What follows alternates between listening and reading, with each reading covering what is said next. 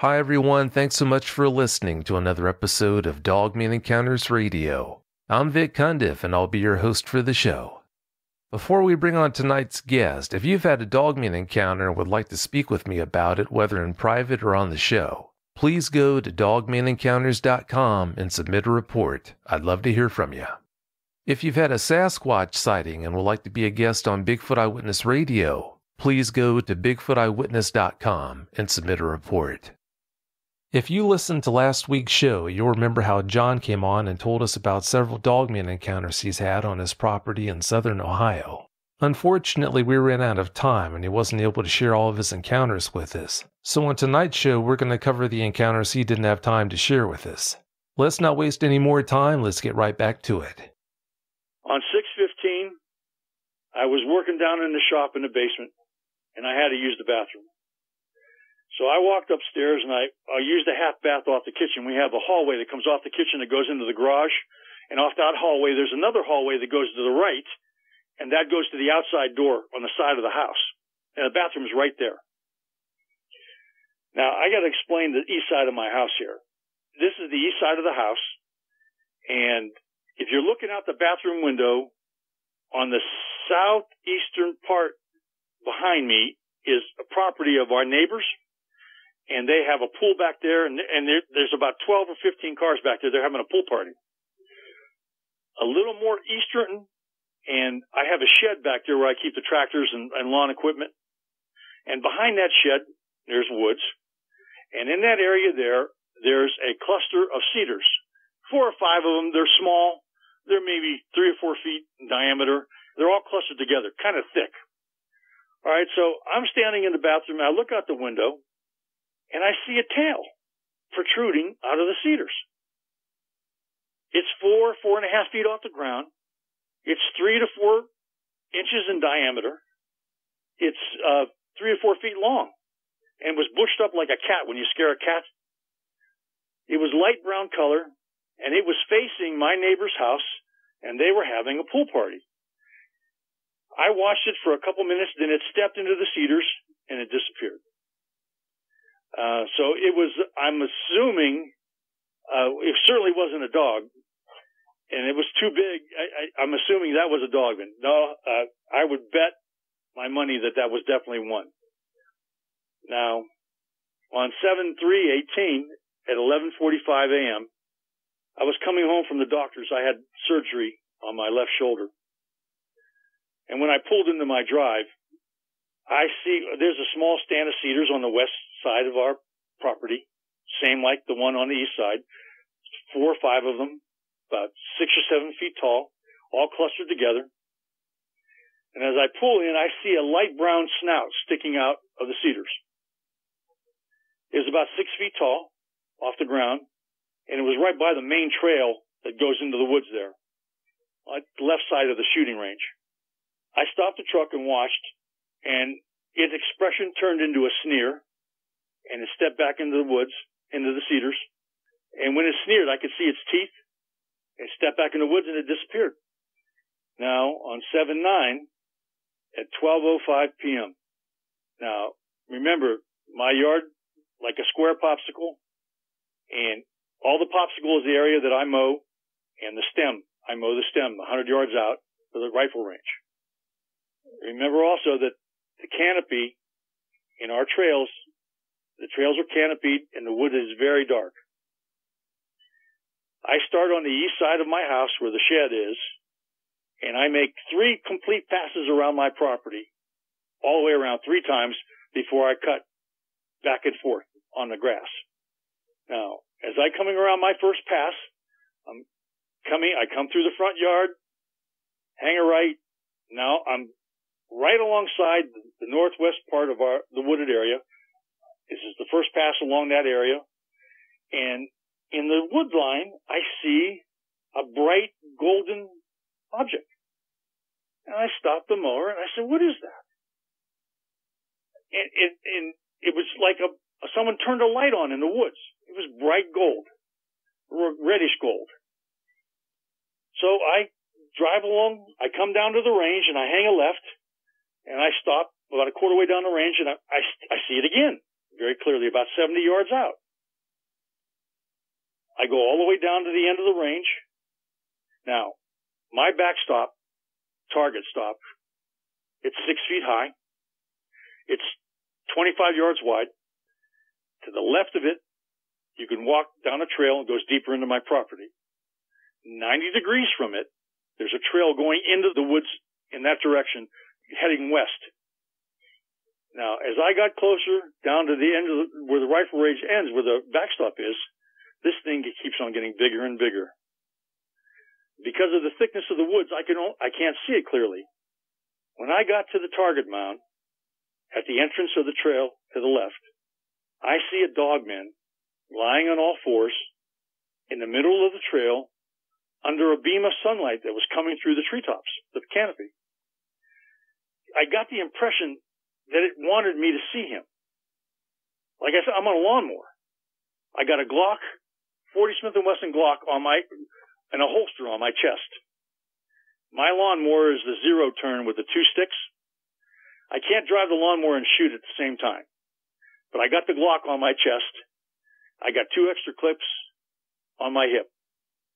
He was on his haunches and his front paws, like a dog laying down in front of a fireplace, and he was facing away from me. His head was bent down, and he was doing something, which I couldn't see what. He had a chow head, like his head, like a dandelion, his hair all the way around his head. It was about 2 or 3 inches long, and it stuck out just like a dandelion. His color was like a golden retriever with a reddish tint. From the base of his neck to his haunches, he was about 6 feet long. The mane around his neck and his shoulders, it ran down to the middle of its back, and the hair was about 3 inches long, and the rest of the body was covered with short hair. I saw no skin. I did not see the legs or hands because of the weeds and the way he was laying and the direction he was laying. He was on top of them. Now, I'm sitting on top of a running mower. I'm 25 yards from him, and I'm waiting for him to turn and look at me. And I'm scared to death. I'm thinking, what am I going to do? But he doesn't pay attention to me. I'm sitting on a zero-turn lawnmower, and that you can't drive and shoot at the same time. And I can't drive fast enough with this thing to outrun him. And I can't run. I have bad knees. So either way, I know there's going to be a fight. But he doesn't turn. So I turn right, go up the other side of the range, and I go and I get in the house, and I call my wife, and she sees that I'm all shook up. And I tell my wife what I saw. She says, why don't you go see if you can get a picture of it? Now, to this day, I can't tell you why I went back down there. Only that I was compelled. I was curious, and to get a picture of this thing would help my emotions greatly, because no one would ever believe that these things exist. Now, I've never been this scared. There's been 2 times I've been this scared in my life. The first time is when I was 12 years old and I had the Bigfoot encounter, the bad one. And the second time was the first time I was in a gunfight. That scared the living daylights out of me. Well, I drove down on the left side of the range again, and as I stopped 3 times, every time I got a look at this thing through the woods, I took a picture. 3 different times. When I got down to where the backstop was, I didn't expose myself in front of the trail. I turned and went back to the house. Now, I took the pictures with my cell phone, and they all looked the same. There was a big, bright golden blur. But on the second picture, the second shot, you can clearly see the outline of its head and its 2 ears. Now, you can't see the definition, but you can see the outline of it. I went out with my pistol drawn for the 3rd time, and he was gone. Now, that scared me even more when he was there. Now, I don't know where he is. And I stopped mowing. Now, the next day, my neighbor, and I'll call her Billy, came over to me to tell me that she saw something last night at 6 p.m. in her backyard. She said it was the largest dog she's ever seen in her life. It had a golden color with a reddish tint to it, And she said it was the fastest dog she's ever seen because it ran through the back part of her property, and she got a good look at it. And she said that on all fours, it had to have been 5 feet tall. She said, I'd never seen a dog like that before. And then I told her my encounter with it down on the trail the day before. Incidentally, they know that they exist. They hear them here, my neighbors. And they're 2 ladies. They're great ladies. They're careful. They don't like the way they scream, though. They get really shaken, and they call me. I told them, if you got a problem, just call me. I'm a minute away. On 9/25/18 at 5 a.m. in the morning, I leave for work every day at 5 a.m. Now, let me explain my driveway. I'm 150 yards from the main road, which is 232. And I'm sharing my driveway with 3 people. There's 3 of us on our driveway. My neighbor up front, the driveway goes straight back to my property and to Billy's property, and it splits. Her driveway goes to the left, my driveway goes to the right. And I'll call my neighbor up front, Bob. Bob's driveway is right off the main road, about 25 yards from the road. His garage is right there. So I was driving out of my driveway to the main driveway, and I saw a Dogman in Billy's front yard. It was over 8 feet tall, walking on 2 legs. It had canine legs. It had a pitch black body with a chow head. Now the head, the hair sticking out, maybe 3 or 4 inches all the way around the head. And the hair was silver or white in color, and the headlights I wasn't too sure. The head was much larger than the body, so it wasn't proportional to the body. The rest of the body was pitch black, and it had a large black mane, like a lion, on the neck and the upper back and the shoulders. Its arms were human, from the elbows down. It had a human stomach and a lower chest. It was all skin. Now, here's the scary part. It was massive. Its muscles had muscles. It was muscular all over the body. You can see the definition of the muscles. On the lower part of the canines, which would be the lower bent part down by the paws, the muscles there looked like 2 bowling balls, one on each leg. It was massive. This thing was bigger than the Bigfoot I saw in November. Not in height-wise, because the Bigfoot was taller, but in body mass, this thing was massive. Its muscles ripped. Arms, chest, neck, legs, stomach, hips, thighs. You can see them. Even at a distance, you can see how well ripped his muscles were. This was the biggest 2-legged anything I've ever seen in my life. I really can't find the words to describe it. I didn't think anything that big would exist.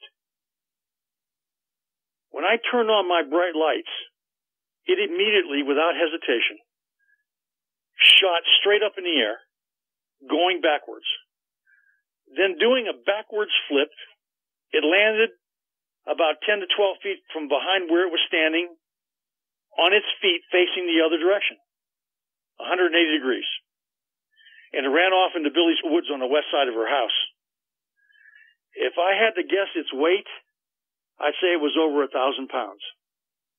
When I got home that night, I checked the sapling that she planted that sapling that summer in her front yard, and it was well over 8 feet tall.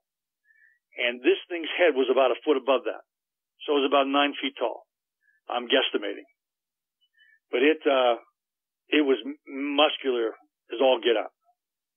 On 9/26, this is the next day now, I was leaving for work again. Now, Billy's front yard, you need to know this. Her front yard is grassed, but at the edge of the grass, there's woods in front of her house, almost to the main drive. It goes straight out to the street. And she's into feeding the deer and the raccoons, and she feeds everything. And she has a deer feeder right at the edge of her grass, right in the wood line, right in front of her main door. And as I pulled out of my drive, I'm facing her drive, and the wooded area, as I'm driving out, I'm facing dead nuts to where that bird feeder is. I see that same Dogman that I saw the day before. I hit the brights, and it ducked down behind a bush with a tree in front of it. It parted the bush with both hands, which I saw very clearly. They were black, and they had long fingers. Now, I don't know if all those fingers were nails, but the fingers were long. I saw a yellow eye shine. I stayed there for about 5 minutes just to see if it would move and then get a better look at it, but it didn't, and so I went to work. Now, this happened on 9/28 at 4 p.m. in the afternoon. I was cutting the lawn, and down behind the target mound, I see very clearly yellow eye shine over the top of it. I then heard a Bigfoot scream and a very long Dogman howl. Needless to say, I did not cut the grass down the rifle range that day. I stayed up by the house. But they were down there watching me, and apparently a Bigfoot was with him because I didn't see the Bigfoot. I didn't see any red eye shine. I just saw the yellow eye shine, which I'm assuming was the Dogman. Now, on 9/29, this was a Saturday. This happened all day long, and I really didn't want to tell this account because I can't believe it myself. This never happened before or since. There were tree snaps and Bigfoot and Dogman screams and howls and wolves and chest beating all day long. They were running around all day like they were playing in the woods on the northwest side of the property. You know, like when you have two dogs playing and they're doing a tug of war and they're growling and fighting and they're rolling around. This is what these things were doing. And it was Bigfoot and Dogman. They were both there. They would start at the range edge. They would tumble, roll, and chase each other all the way over to Billy's property, breaking branches, making all kind of noise. And Billy's property is about 70 yards from the rifle range. Then they'd start and they'd go back the other way. Well, this went on. It started around 9:30, and around 3 o'clock, I said, let me go check this out. So I got my Benelli tactical M3 shotgun and a Glock, and I entered the woods in the northwestern part. We have the northwestern part entrance. I have trails coming onto the grass. This is over back by my master bedroom. And I walked into the woods and I stopped about maybe 15 feet in. Let my eyes accustomed to the darkness. And these things stopped. I slowly walked in. And as I walked in, they stayed 20 to 25 yards in front of me. They moved out as I came in. And I can hear them yipping and yiping and growling. And I heard the samurai chatter, like Bigfoots do, that they're talking to each other. I hear one talk and I hear one answer a little ways away. And I stepped in and I walked in about maybe 25 yards, being careful to make sure that I can see around me. Because like I said, the underbrush in there, it's very thick. And if I didn't see an area, if I couldn't see into an area in there that off of a trail, I didn't go that way. I stayed away from it. I had to be able to see 10 or 15 feet into the underbrush, or I wouldn't have ventured that close to it. Because I didn't know how many were in there. There was more than one in there, I guarantee, but I didn't know how many.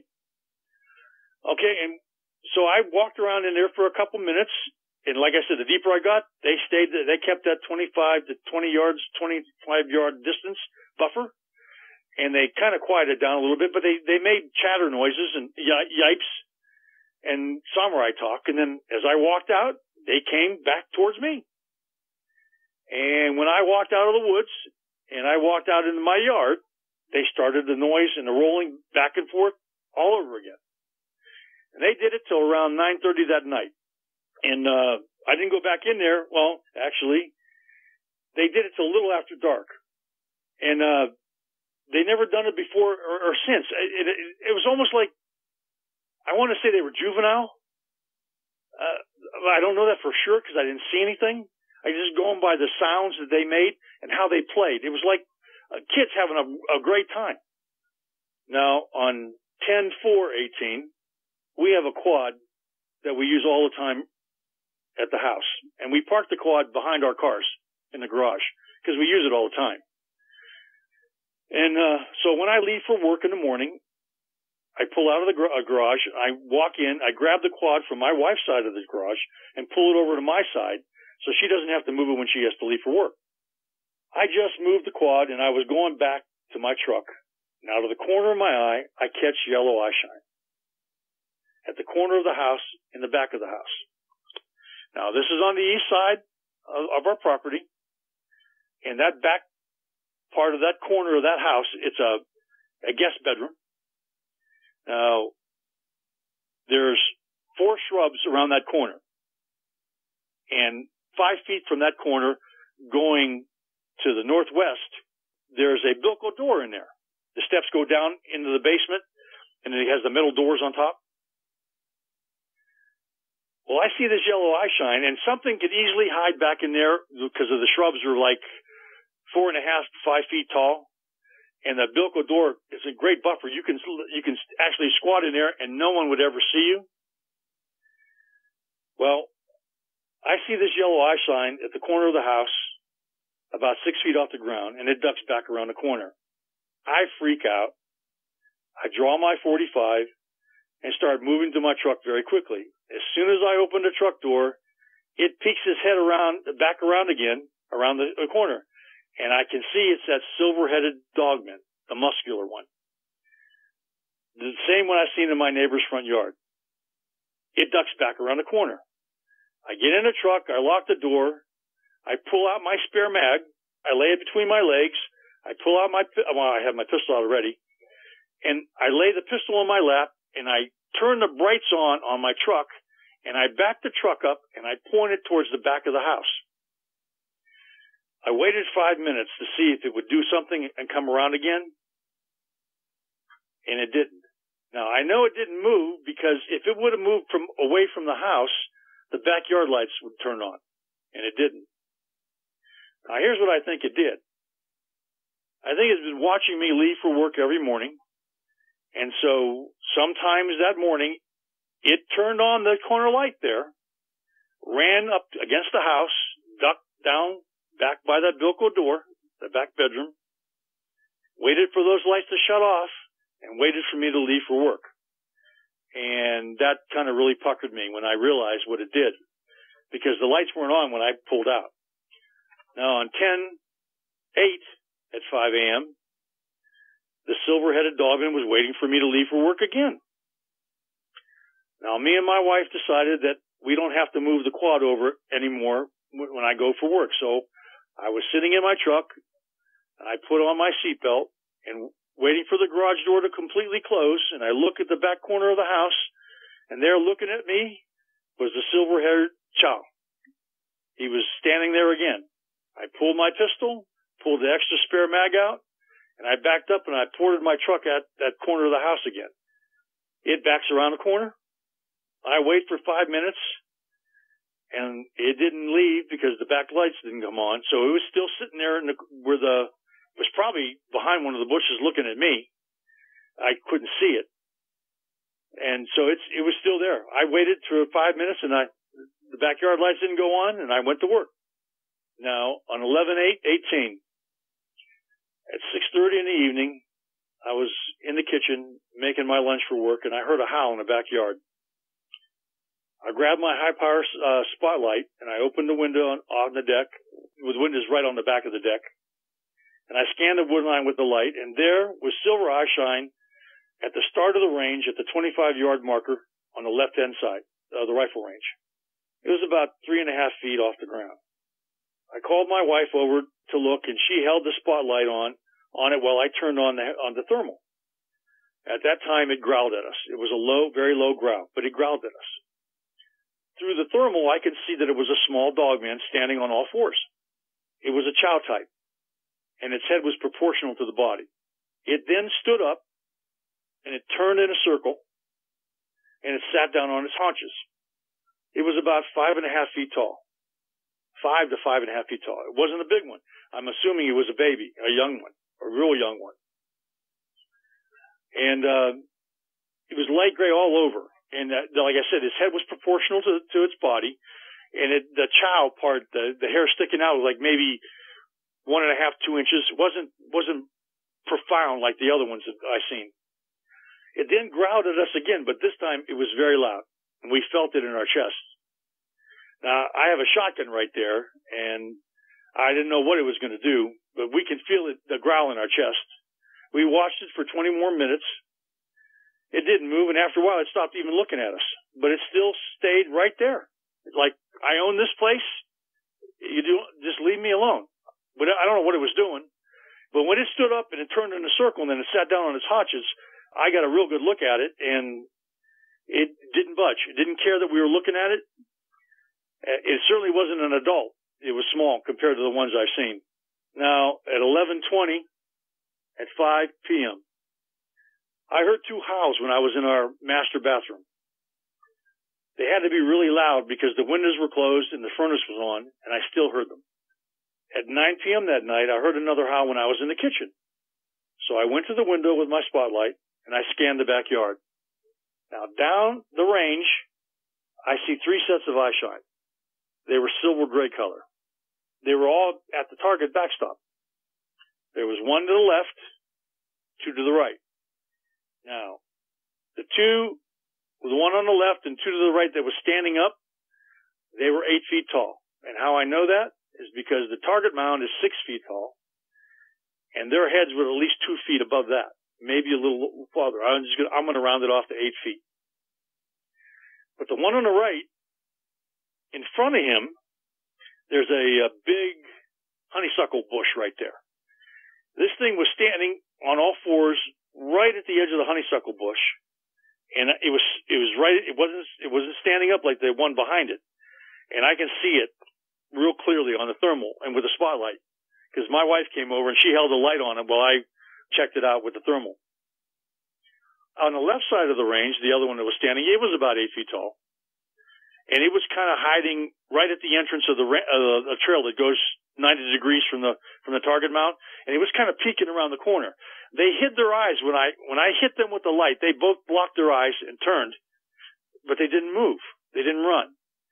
They stood their ground, and then they came back, and they had their hands in front of their eyes, kind of protecting them, but they were looking at me. Now, I'm watching these things, and I don't know 100% what they were. I can't get a clear view of them. They're kind of half hiding between the brush and the honeysuckle down there. Now, I'm watching this thing go, and then all of a sudden, at the 25-yard mark on the range, one walks out on all fours. So this is the fourth one.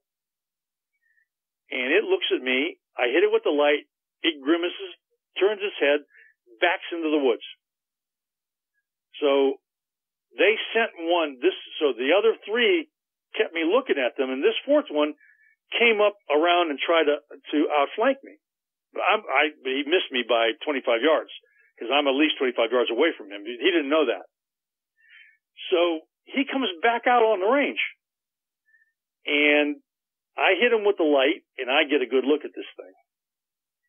It's like on Vic's website, there's a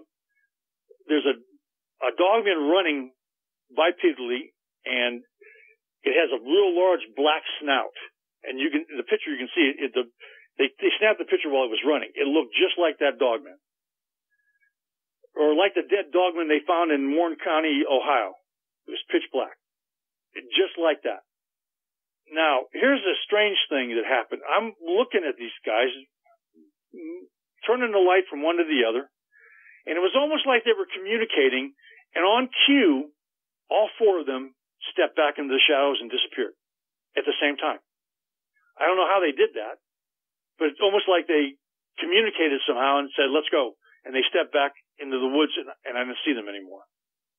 Now, these guys, they've been on my property since the 20th of November until what date was that? The 21st of December. I've seen them every night. And during this time period, all the Bigfoots have left. Completely gone. On the 21st of this year, of December, that was the first night I didn't see them at all. Now, they've been here since the 20th to the 20th, so 30 days they've been here. I've seen them every night. And I can almost set my watch to them. They're always at the same location, always at the same time. And I only check once. I'd never checked more than once because you can only handle it so much, and then you just let it go. I got other things to do. I know they're there. That's all I care about. So on the 21st of December, they weren't gone. They weren't there. Well, on the 23rd, the Bigfoots came back. And it seemed to me that they were kind of excited from being back because they haven't done this in about a year and a half. I had the alarm set, and they came up on the east side of the house, and they smacked the house so hard that it set off the glass break on the alarm. And the alarm went off. That was about 9:30. And so I shut the alarm off. The alarm company calls. Something hit the house. And he said, everything okay? I said, everything's fine. And so we go about our business, and I go back downstairs. And I'm coming upstairs, bringing some paperwork. I have my office downstairs. I was bringing paperwork up. I had to review. And they smacked the house again about 35 minutes later, set off the glass break alarm again. So this guy calls again, and he said, what's going on? I said, you wouldn't believe me if I told you. And he said, well, sir, something is going on. Do you want me to send the cops? I said, no. I don't want the cops to get hurt. These guys don't know the cops. He said, well, what guys? I said, they're Bigfoots. And they just got back on the property. They're kind of a little rambunctious tonight. Everything's fine. But if they do it again and the alarm goes off and I don't answer the phone and you send the cops, you tell them at least 3 of them come, and you tell them they don't come with a pistol. They come with something a little more heavier than that. But I don't think anything else is going to happen. So he humored me, and that's fine. But so we hung up. I go back downstairs, and I'm down there for about 45 minutes. I come back upstairs, and my entire backyard is lit up, every light. So I walk up to the window, and I'm standing there, and from the east side of the woods over here on the east side, running full tilt. He comes running out of the woods full tilt, about 2.5 feet tall, on all fours. I said, what is that?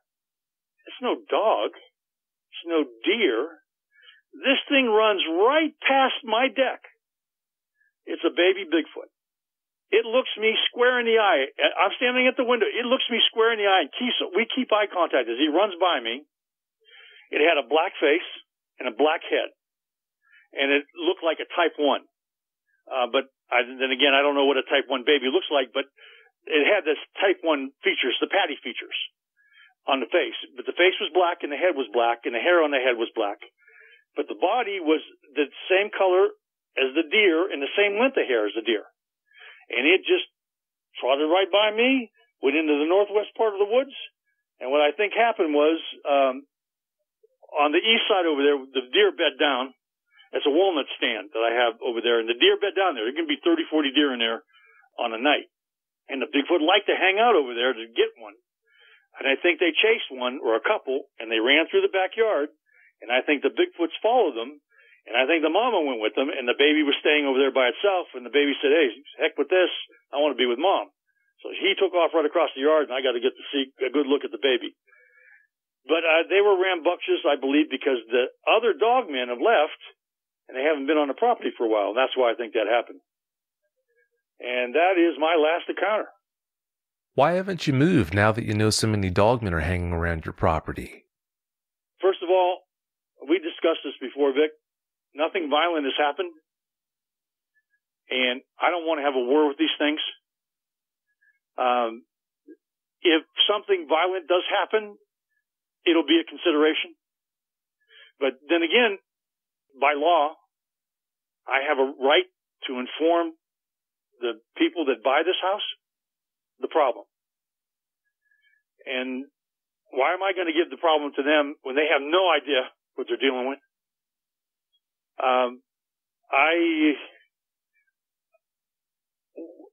It would be a hardship, but we can afford it and we can do it. But I don't want to leave. This is my home. This is my home. And if they want a war, I can make war. real well. And if it comes to killing, I'll see to it. I have access to equipment that I'll put the fear of God in them. I don't want to do that. That's why I've not shot any. It's because of you I've not shot any of these things.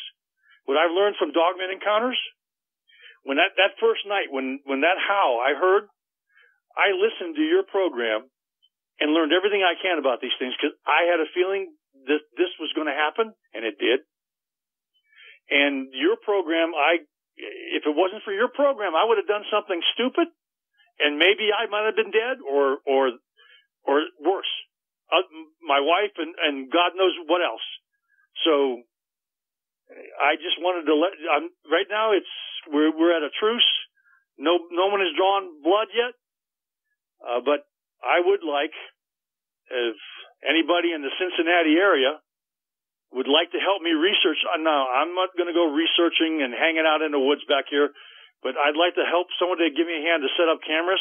It's too dangerous to go back there by yourself and be preoccupied with building something without having somebody protecting you. And maybe doing some research at night from the backyard and not going into the woods, because you can play music, build a fire, and they'll come right to you. You don't have to scream or yell like Kumbo and Bear. They come right to you.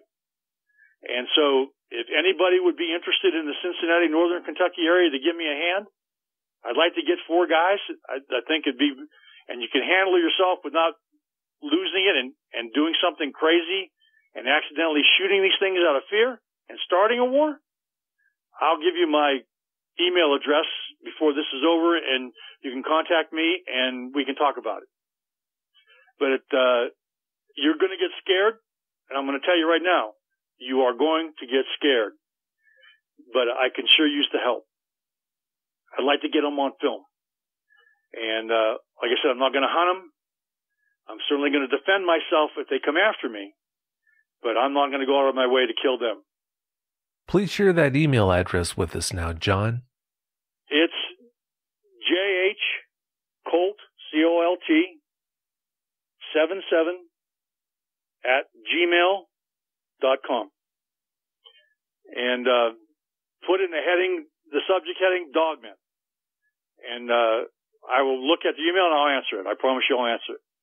And we'll talk about that. But like I said, this is scary. I don't go in the woods without being armed. I don't go in the backyard without being armed. This is downright scary. And, my wife doesn't like them being here. Now, you're going to find this crazy. My wife loves the Bigfoot. And me and Vic, we've talked about that and how that can be very dangerous. And we've had a discussion about it. I told what you said to me about it to my wife. So my wife doesn't like the Dogman at all. But as it stands, this is the way it is at the moment. For the people who missed that email address who are interested in coming out to help, please give that to them one more time. All right. It's jhcolt, C-O-L-T, 77 @gmail.com. That makes it easy enough. You just said it's your home, but you conceded that it's their property before we started recording tonight. Please talk us through what you meant by that. Well, I can't walk my property, no matter what time, day or night. You never know when they're there. When you think they're not there. Now, the Bigfoots at least the Bigfoots, what they do is when they see you, they do a tree snap. Now, I don't know if Dogmen do that, but I know the Bigfoot do that. All right. And the Dogmen are more, and especially these new ones that come on here, are really sneaky and sinister. And there's several spots on the trails where they like to go, and they just sit and watch the house. And it could be during the day, evening, or at night. You don't know when they're going to be there. As soon as it gets dusty dark here, they're here. They're on the property. I mean, like, bam. We're here. I can spot them, and it's not even 100% dark yet. And I can hit the eye shine with a flashlight or a thermal hit. So they pretty much taken over the property. Now, the Bigfoots don't give you that feel. like I said, if I walked in the woods with the Bigfoots, as I walked in, they move off. They don't hang around.